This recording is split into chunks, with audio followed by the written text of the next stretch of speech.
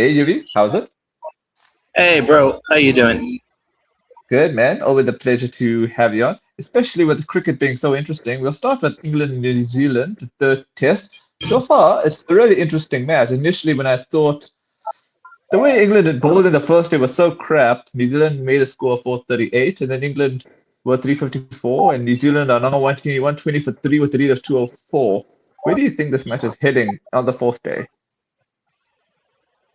Yeah, it was a very. You had two teams playing really mediocre cricket. It was like who could play worse? And obviously, right now we know who it was. Oh, gosh. So you're saying New Zealand are going to win, or you say it's going to go either way? It's still very much on a knife edge, but I think New Zealand will probably take it. Yeah. Okay. What do you think England will prefer to chase, considering the lead is 204 by New Zealand? I know it's going to sound unrealistic, but I think England will probably prefer to chase 250. But then they're going to have to bowl really well to bowl out New Zealand. I think anything under 250, yeah, 250 or under. Anything over that, let's face it, the England batting order is not consistent. So it creates a problem, yeah. I think if New Zealand gets 300, I think it'll be a bit difficult because that pitch is starting to break down a lot. Initially, the first 2 days it was flat. The third day it did quite a bit of maja there. And remember, the weakness for the English batting is spin. Ah, okay, interesting. All right. Well, I'm gonna be an optimist and say England to win, knowing that New Zealand are the slight favorites. Yeah. Either way, I wouldn't be disappointed. I think it's two teams that have made changes, are trying to test their bench strength, are trying to get themselves going forward, which is more than I can say for India at this moment. And yeah, either way, I'll be happy. Yeah. All right. Now that you've gotten into India, let's get to India. And yeah, I know we were speaking off on it on the WhatsApp group. And yeah, tell me about India's delightful 34-run loss to Ireland. 182 for 9 versus 148 all out. I was actually shocked that it was only 34 runs. I wasn't expected to be. I didn't expect them to get that close. Oh, Honestly, I think Shreyas Iyer is the worst captain on the planet. And the fact that they were actually able to get that close was impressive. wow. So what's your thoughts on Matt Hollard? He was the man of the match with 3 wickets for 28 runs. Sorry, I didn't get that. And I said, what were your thoughts on Matt Hollard? He was the man of the match for Ireland, 3 for 28. Oh yeah, he bowled really well. I think, well, you know when the World Cup happened, the T20 World Cup, I told you, I had a feeling that it was very regressive selection that went into that World Cup. India winning it was purely by chance. It was no level of skill. There were just other teams that played well below their level of ability, and India managed to scrape through. That's my opinion. And for some reason or the other, the Indian selectors want to stick with that mediocre squad that managed to win the World Cup. And that is the problem Indian cricket faces right now. And they went and placed an even more mediocre player as their captain. It makes no sense. It's regressive selection. But then who would you have put as captain? Sorry? I said, who would you have put as captain? Well, the obvious choice is one of two people.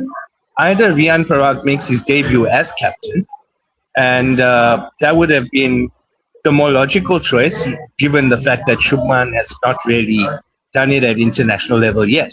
But my money would have been on Shubman Gill coming in and becoming captain. Yeah, that's true. I think, but normally, historically, Indian selectors have normally stuck to a Kai captaining 3 formats. I don't know why they've kind of gone. Pardon? That's the problem. It's a very defensive mindset. They don't. They're not adventurous in their selections.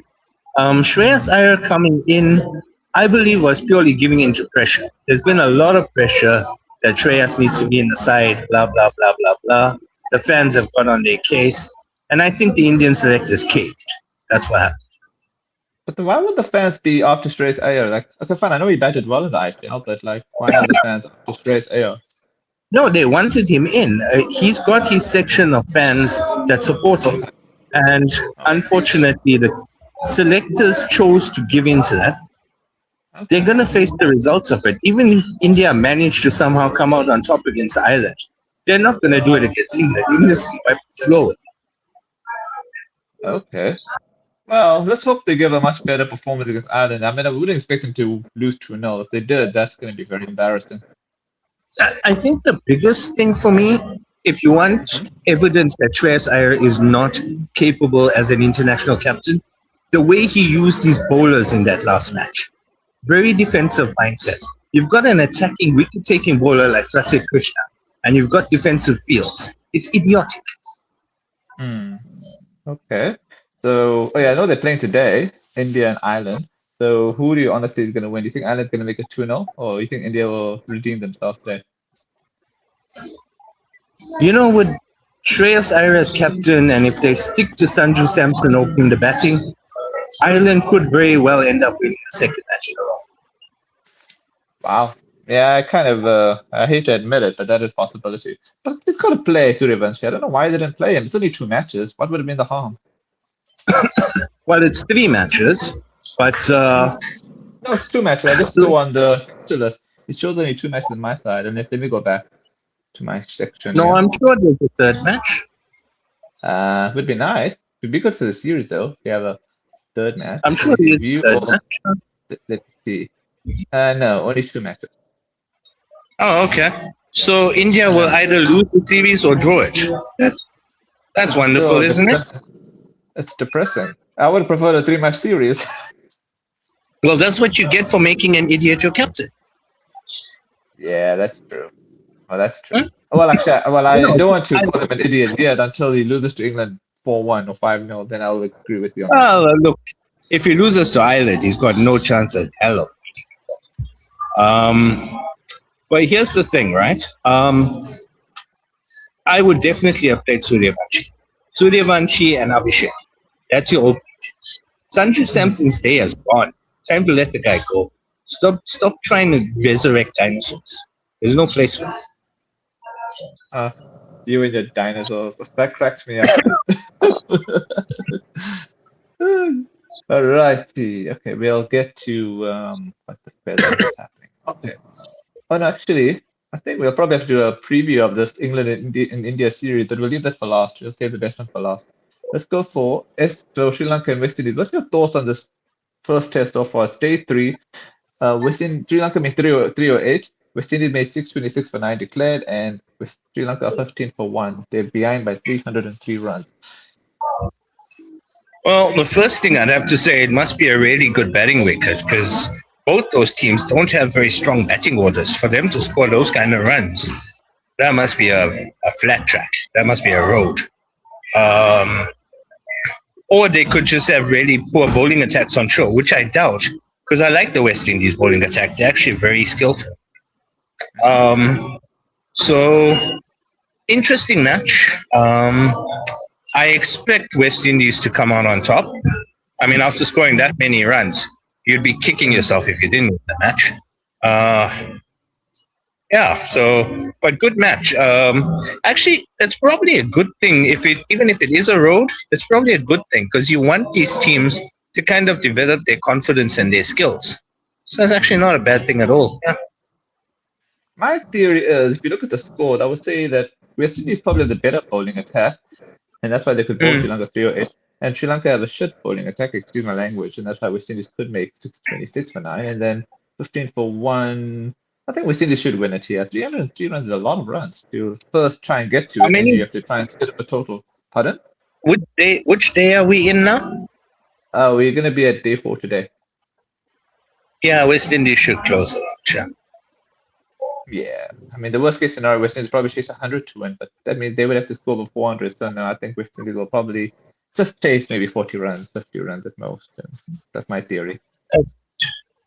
Agreed. For them to win it by an innings, that would be impressive. Yeah. They could. They have a good bowling attack, as you say, West Indies, and I think it's a fair pitch. I think it's a fair pitch, actually. Mm, What do you think? I think it's possible. I think it's definitely possible. Hmm. Yeah, I also think so. Even for the third test between England and New Zealand, I think the pitch has been really fair because they're just starting to do something. First few days, I thought it was a road. I thought it was going to be a draw, but I think this match is definitely going to go somewhere, which is a good thing. And then, okay, so we're in agreement. So West Indies to win this one. I suspect it will work out that way. Yeah. Okay, actually, I changed my mind. We'll go back to England and India. We'll leave the women's T20 World Cup for last. And what do you want to do? Sorry. No, I said, do you want to go to England and India series now, or do you want to leave that for last? I think we can do that.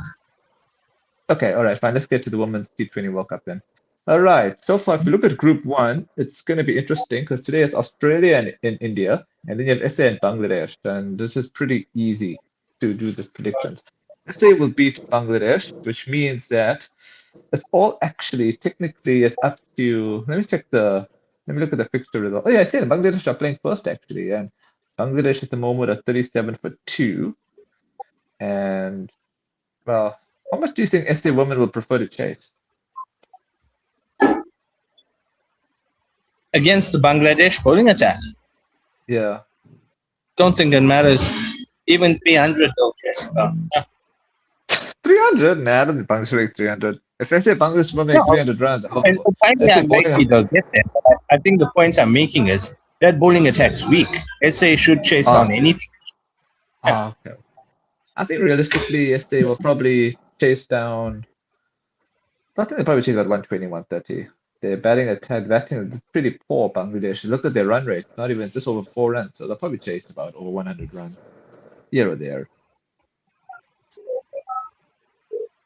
So, okay, so we're in agreement. I say women to win this one. Oh yeah, SA should. I mean, Bangladesh, neither their men's nor their women's team is all that strong. So Hmm. Okie dokie. And we'll look at the consequences of that. Should South Africa win today, that'll take them to 8 points. But what makes it quite interesting is that they'll be depending on Australia to beat India, because if Australia beat India, then they'll get to 10 points, and then India obviously are out of the T20 World Cup, which would be quite a disappointment considering they had won the 50 over World Cup. I highly doubt that will happen. I mean, this Indian women's team, yes, they had an off day against South Africa, but mostly speaking, I think they're actually better than their men's team. So, yeah, I highly doubt they will be knocked out. So you think they're going to beat the mighty Australians? Oh, yeah, easily. Yeah.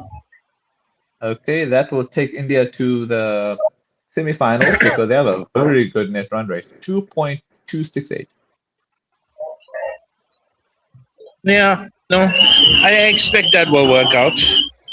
I mean, we've seen things happen like this. There's a lot going on that Oh. will kind of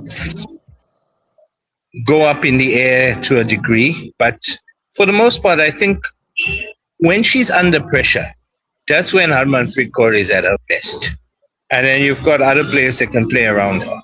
So, yeah, that Indian team should have more than enough. Okie dokie. All right, in that case, oh yeah, Group B has pretty much sorted itself out because England and West Indies went through that group. As we predicted, actually, I think. No, I said I think we had predicted that Group B to be England and West Indies, which happened. Yeah, I expect West Indies and England, yeah. No, no. Like, what I was trying to tell you that group is already sorted out. Today's matches are the one that completes the whole group. Okay. Okay, Okay, well, then, nice. yeah. So, okay, we'll get to now England and India. This is starting on the 1st of April, on Wednesday. Mm. They're starting a 20 series, actually. They're playing the best of 5 20s.